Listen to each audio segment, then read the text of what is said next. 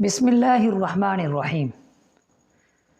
ناظرین اکرام، آج ہم حضرت معاویہ رضی اللہ تعالیٰ عنہ کے بارے میں بات کریں گے۔ پہلے تو یوں سمجھ لیں کہ حضرت علی رضی اللہ تعالیٰ عنہ کا مقام حضرت معاویہ سے بہت زیادہ ہے، لیکن حضرت معاویہ رضی اللہ تعالیٰ عنہ سے نفرت کرنا قرآن مجید کی مخالفت ہے۔ قرآن فرماتا ہے وَكُلًّا وَعَدَ اللَّهُ الْحُسْنَى، اللہ تعالیٰ نے تمام صحابہ کے ساتھ اچھائی والا معاملہ فرما دیا ہے۔ مرزا انجینئر اپنی ویڈیو میں بار بار یہ دعویٰ کرتا ہے کہ بابیت شیعی کوئی نہیں، یعنی وہ روایتی علماء اور ان کی کتابوں کو نظر انداز کرتا ہے اور وہ لوگوں کو قرآن و حدیث سے براہ راست رجوع کرنے کی دعوت دیتا ہے، لیکن جب اس کے اپنے دلائل کی باری آتی ہے تو وہ انہی بابوں کی کتابوں سے حوالے ڈھونڈتا ہے جنہیں وہ پہلے رد کر چکا ہوتا ہے۔ مثال کے طور پر جب مرزا انجینئر نے حضرت معاویہ رضی اللہ تعالیٰ عنہ کے خلاف گستاخانہ کلمات کہے، اس وقت اس کے پاس نہ کوئی صحیح حدیث موجود تھی، نہ کوئی قرآن کی آیت اس کے پاس موجود تھی جو اس کے موقف کو ثابت کرتی۔ پھر اس نے بابوں کی کتابوں سے کچھ غیر معتبر حوالے پیش کیے تاکہ وہ اپنے دلائل کو مضبوط کر سکے۔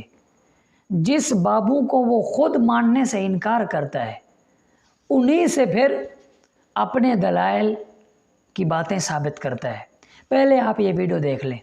حدیثوں تسی بھی لے لو، تہاڈا سب تو بڑا بزرگ نے ابن حجر رحمہ اللہ فتح الباری ذکر معاویہ چیپٹر نکالے، اس میں انہوں نے لکھا ہے کہ حضرت امام بخاری، امام نسائی، امام حاکم اور امام اسحاق بن راہوی چاروں امام اس بات کے قائل تھے کہ حضرت معاویہ کی فضیلت میں سوائے صحابی کے کوئی حدیث ثابت نہیں، اور یہ جتنی حدیثیں ہیں یہ موضوعات شریف میں آتی ہیں گڑی ہوئی۔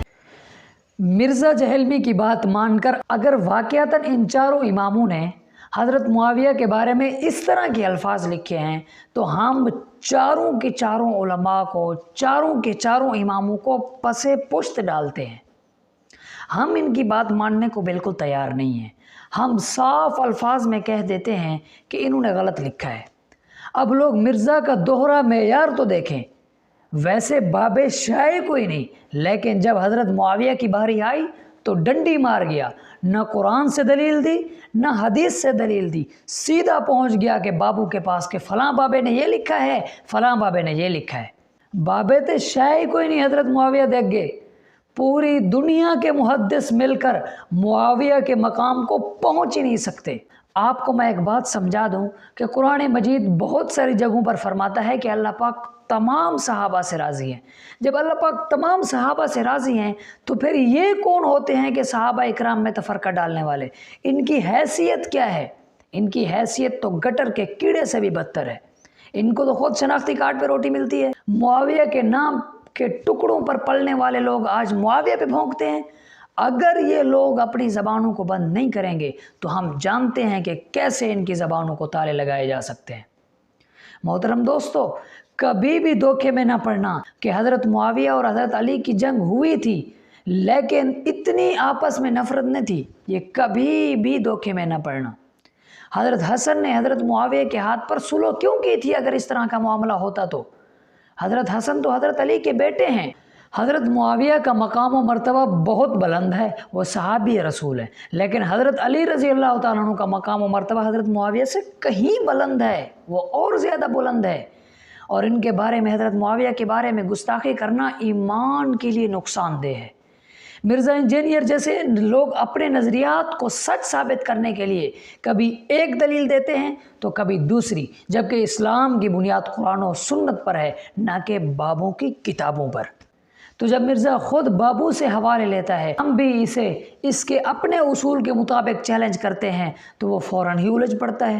اس کا یہی دوغلا معیار ثابت کرتا ہے کہ اس کی گفتگو میں نہ علم کی گہرائی ہے نہ دیانتداری ہے۔ بابو کی بات ماننے کا مسئلہ تو مرزے کے لیے بھی وہی ہے جو ہمارے لیے ہے، لیکن فرق یہ ہے کہ ہم قرآن و سنت کے دائرے میں رہ کر بات کرتے ہیں اور حضرت معاویہ جیسے جلیل القدر صحابی کا احترام کرتے ہیں، جبکہ مرزا اپنے مقصد کے لیے کسی بھی حد تک گر سکتا ہے۔ جتنے بھی علماء اکرام نے حضرت معاویہ کے خلاف کتابوں میں جو کچھ لکھا، ہم اس میں سے کسی کی بات ماننے کو تیار نہیں ہے، کسی کی بات بھی۔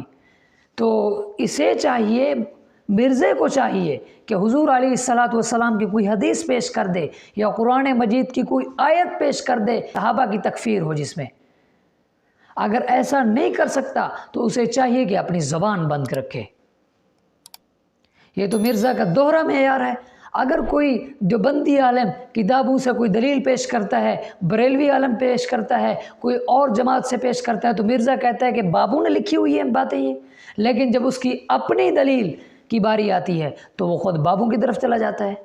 ये बात याद रखनी चाहिए कि इस्लाम में दलील कुरान और सुन्नत से ली जाती है, ना कि ऐसे लोगों की बातों से जो अपनी मर्ज़ी से एक दिन बाबे की बात मानते हैं और दूसरे दिन कहते हैं कि बाबे ते शै ही कोई नहीं। मेरे मोहतरम दोस्तों, 80 ते मिर्ज़ा कादियानी नूं नत्थ पा दित्ती सी, मिर्ज़ा इंजीनियर ते शै ही कोई नहीं।